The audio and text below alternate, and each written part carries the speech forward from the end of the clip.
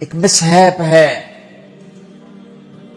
کہ اپنی بچے بھاگ رہے ہیں عدالتوں میں مرضی کی شادیاں کرنے کے لیے، اور ماں باپ ڈٹے ہوئے اپنی مرضی پوری کروانے کے لیے۔ یہ بھی نادان ہے، وہ بھی نادان ہے۔ ان نوجوانوں سے کہتا ہوں ایسا عشق نہ کرو کہ عدالتوں میں جا کے نکاح کر رہے ہو، ماں باپ کی دعا نہ ملی تو زندگی بھر کبھی بہار نہ دیکھو گے۔ اور ماں باپ سے کہتا ہوں ایسا ظلم نہ کرو بس یہیں تیری شادی کرنی ہے تو کرنے تو جہاں جاتا چلا جا، یہ ظلم بھی مت کرو۔ ہمارے دیس میں بیٹیوں سے کوئی نہیں پوچھتا کہ بیٹی یہ رشتہ ہے تیرا کر دیں۔ بیٹے تو آج کچھ روشن زمانہ آ گیا پھر بھی کچھ اکڑ مکڑ کر لیتے ہیں، لیکن دیہاتوں میں نہیں ہو سکتا، یہ ہمارے ماحول میں یہ کوئی نہیں ہے۔ اسے وہیں کرنی پڑے گی جہاں باپ نے کہہ دیا ہے۔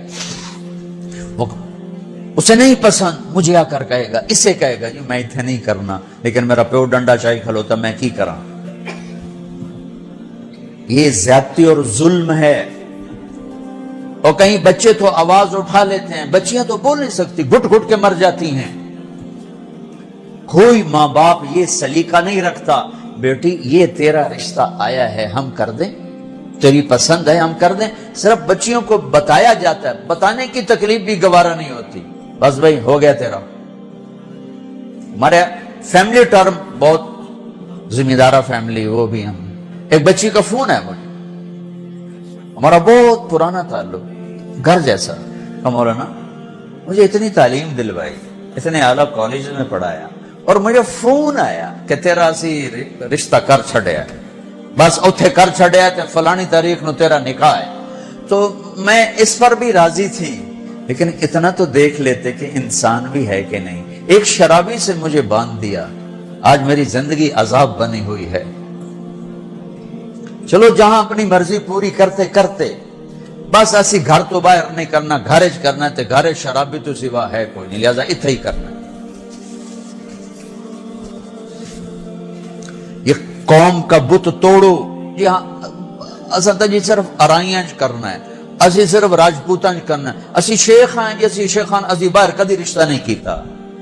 ٹھیک ہے اپنے قوم میں کرو، اچھی بات ہے، اگر جوڑ نہیں تو اللہ کے واسطے باہر نکلو۔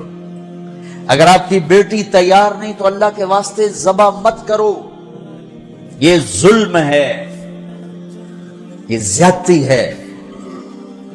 قبول لڑکی کرتی ہے نہ کہ ابا، قبول لڑکا کرتا ہے نہ کہ ابا۔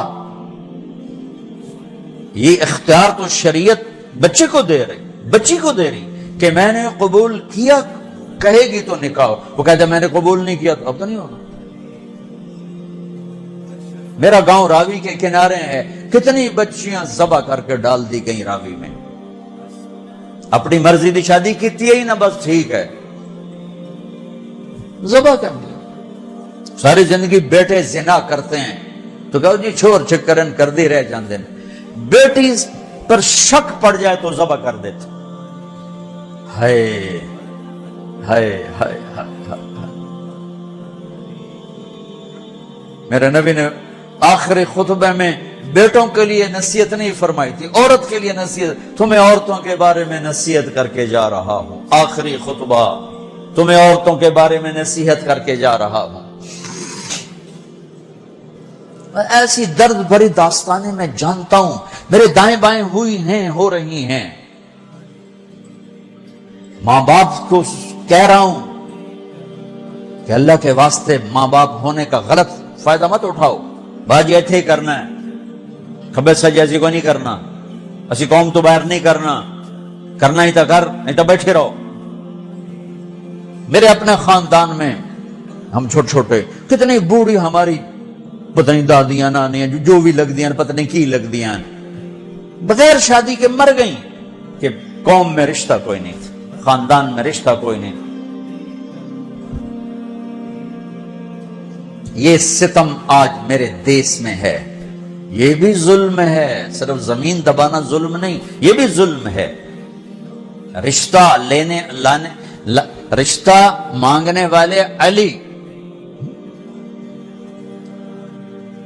اور مانگا جا رہا ہے فاطمہ کا، نبیوں کے بعد سب سے عظیم جوڑی علی و فاطمہ،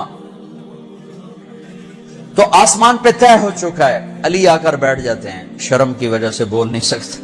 آپ کو تو پتہ ہے کیوں آیا؟ علی کیسے آئے؟ چپ۔ فرمایا فاطمہ کے رشتے کے لیے آئے ہوگے؟ اچھی۔ تو ہم نے کہا انشاءاللہ۔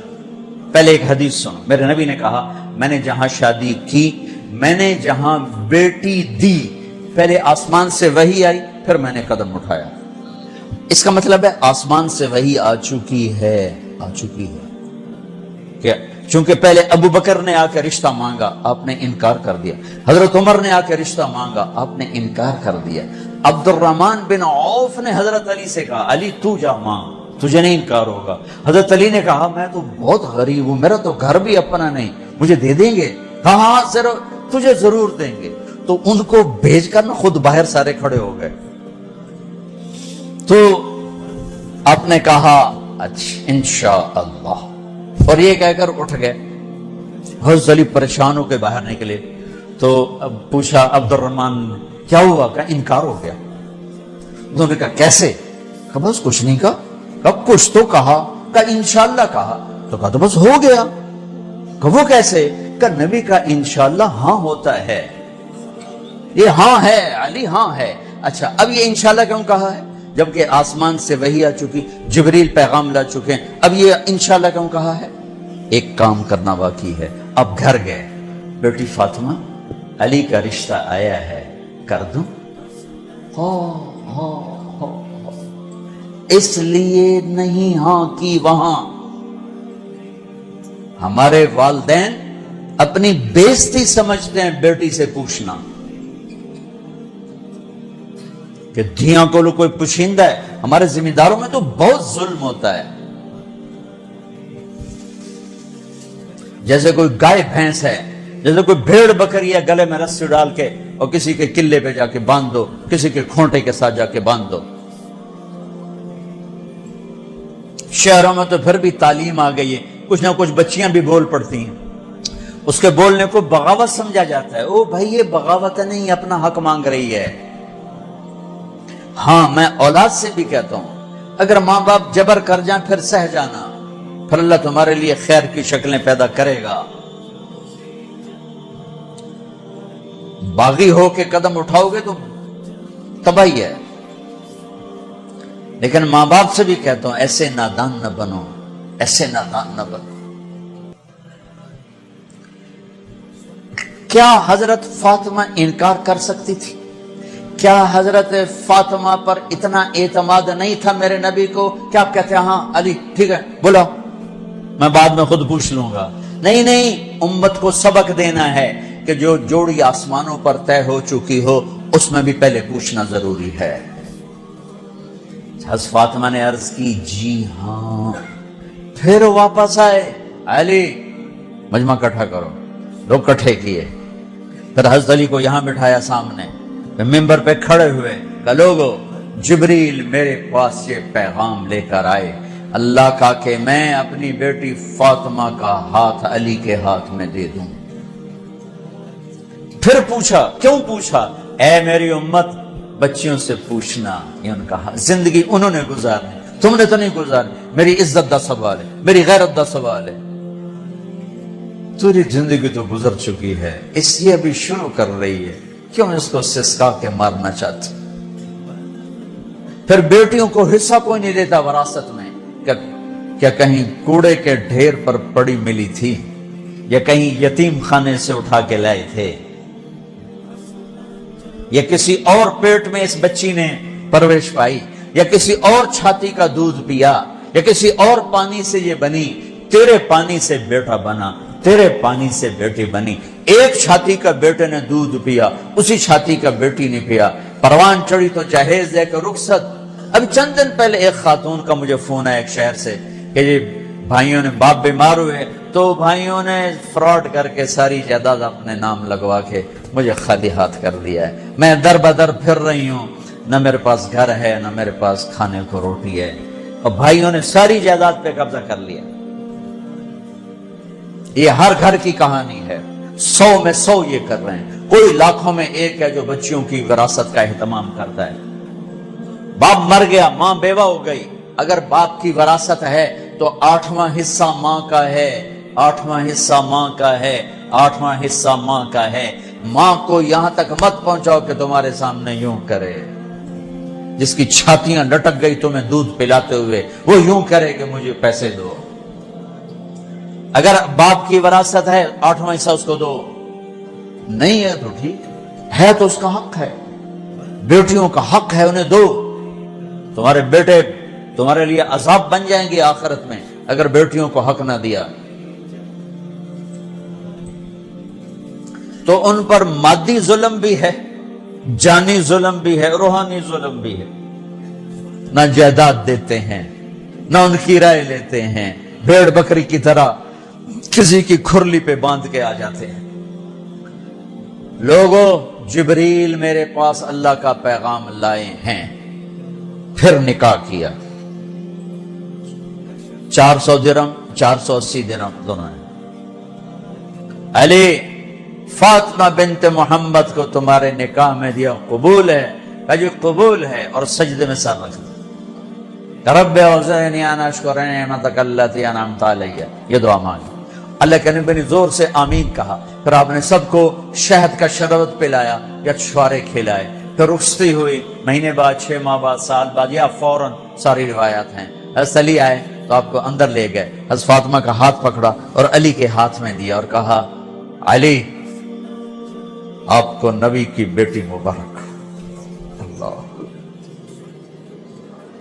آپ کو نبی کی بیٹی مبارک۔ پھر فرمایا، میری بیٹی، مجھے اپنے خاندان میں جو سب سے زیادہ محبوب تھا، میں نے تیرا ہاتھ اس کے ہاتھ میں دیا ہے۔ جن کے فیصلے آسمان سے ہو چکے ہوں اور جبریل آ کے سنا رہا ہو، وہ پہلے پوچھنے جا رہے ہیں، بیٹی کر دوں؟ ہماری کون سی یہ غیرت ہے، یہ کون سی عزت ہے؟ خاندان سے باہر اچھا رشتہ ملے کرو، خاندان کے اندر ملے وہ بہتر ہے، وہاں کرو۔ لیکن اگر خاندان میں جوڑ نہیں، باہر دیکھو، یہ ارائیوں کا بت توڑو، راجپوتوں کا بت توڑو، شیخ، پٹھان، بٹ، جٹ، پتہ نہیں کی کچھ بنائی پھر دن گرم مسالے، یہ بت توڑو، ان سے باہر نکلو۔ میرے نبی نے 2 بیٹیاں بنو امیہ کو دی، جن سے ٹکر ٹکر ٹکر ٹکر۔ حضرت زینب کا نکاح ابو العاص بن ربیہ بن امیہ بن عبد شمس، امیہ کے پوتے کو اپنی بڑی بیٹی دی، اور عثمان بنو امیہ میں سے 2 بیٹیاں ان کے نکاح میں دی، رقیہ، ام کلثوم۔ اور جب ام کلثوم پہ انتقال کریں گے تو فرمایا، اگر میری 100 بیٹیاں ہوتی تو میں 100 اور اس طرح مرتی تو میں ایک ایک کر کے عثمان کے نکاح میں دیتی۔ بنو امیہ میں بیٹیاں دی، ایک بیٹی فاطمہ اپنے گھر میں دی علی کو، اپنے خاندان میں شادی کی قریش، خاندان سے باہر برادری میں شادی کی عرب، ہلالیہ، مستلق، پھر برادری سے بھی باہر یہودی نسل میں شادی کی، حضرت صفیہ بنو اسرائیل میں، یہودیوں میں سے۔ اپنے نبی کو تو دیکھو کیا کیا انہوں نے۔ ہم اپنے نبی سے بھی آگے جا چکے ہیں۔ کتنے بچے میرے پاس آتے ہیں نوجوان کہ جی شادی کرنا چاہتا ہوں، وہاں بچی بھی تیار ہے، لیکن وہ کہتے ہیں بس ہم نے راجپوتوں سے باہر نہیں کرنا، ہم نے ارائیوں سے باہر نہیں کرنا، ہم نے شیخوں سے باہر نہیں کرنا۔ میں ان کو یہ کہ بھائی دیکھو بیٹا، کورٹ میرج سے بچنا کہ برکت نہیں ہوتی، اللہ سے مانگو، نہیں ہو تو پھر صبر کر کے پی جاؤ۔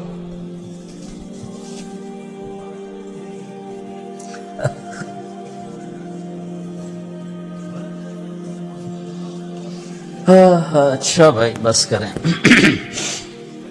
تو یہ ایک خوبصورت زندگی ہے جس کو سیکھنے کی ضرورت ہے۔